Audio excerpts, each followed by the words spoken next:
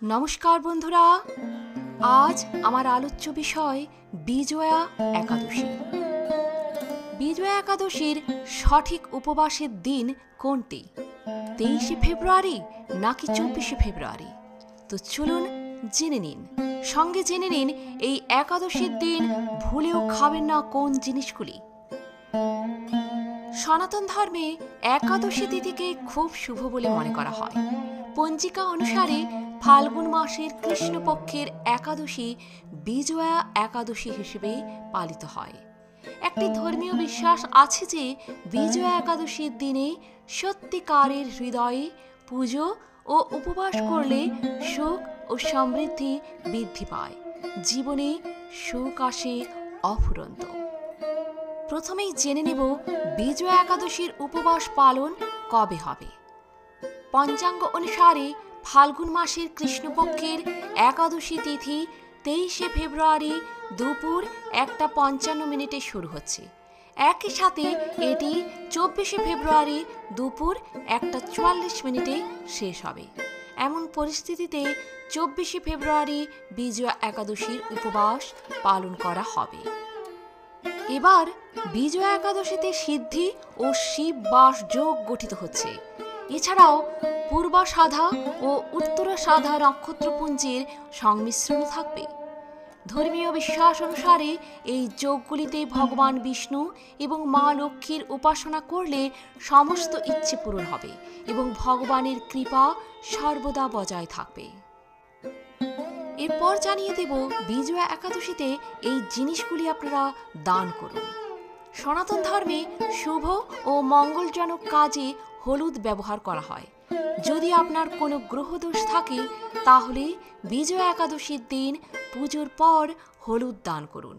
এটা বিশ্বাস করা হয় যে হলুদ দান করলে গ্রহের দোষ দূর হয় এবং কাঙ্ক্ষিত কর্মজীবন লাভে সহায়তা হয়।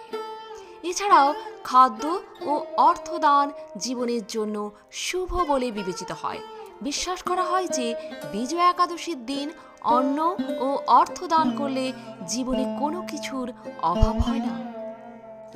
বিশ্বাস করা হয় যে বিজয়া একাদশীর উপবাসের সময় খাবার সম্পর্কিত নিয়ম না মেনে চললে ভক্ত উপবাসের সম্পূর্ণ সুফল পান না এবং উপবাস ভাঙতেও পারে। এমন পরিস্থিতিতে উপবাসের সময় নিয়মগুলি মেনে চলা আরও গুরুত্বপূর্ণ। যদি আপনি বিজয়া একাদশীর উপবাস করেন তাহলে আসুন আজকের ভিডিওতে আমি জানিয়ে দেব উপবাসের থালিতে কি কি জিনিস অন্তর্ভুক্ত করা যেতে পারে। প্রথমেই জানিয়ে দেব বিজয়া একাদশী উপবাসের সময় কি খাবেন। বিজয়া একাদশীর উপবাসের সময় আপনি বাজরার আটার রুটি, আলু, সাবু, দুধ, দই এবং ফল ইত্যাদি খেতে পারেন। এছাড়াও উপবাসের থালিতে শুকনো ফল এবং মিষ্টি, আলু ইত্যাদি অন্তর্ভুক্ত করা যেতে পারে। একটা কথা মনে রাখবেন, এই জিনিসগুলি খাওয়ার আগে ভগবান বিষ্ণুর উদ্দেশ্যে নিবেদন করুন এবং নৈবেদ্যতে তুলসী পাতা অন্তর্ভুক্ত করুন। বিশ্বাস করা হয় যে তুলসী পাতা ছাড়া ঈশ্বর নৈবেদ্য গ্রহণ করেন না। সর্বশেষ জানিয়ে দেব এই একাদশীর দিন কি কি খাবেন না। এই একাদশীর দিন ভাত খাওয়া নিষিদ্ধ এবং খাবারে লবণ একেবারেই চলবে না।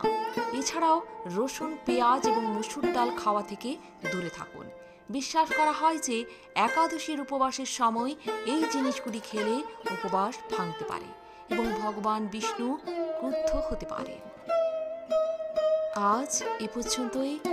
ভালো লাগলে ভিডিওটি একটা লাইক অবশ্যই করবেন, আর আপনি যদি নতুন এসে থাকেন আমার চ্যানেলটিকে সাবস্ক্রাইব করে পাশে থাকবেন। হরে কৃষ্ণ।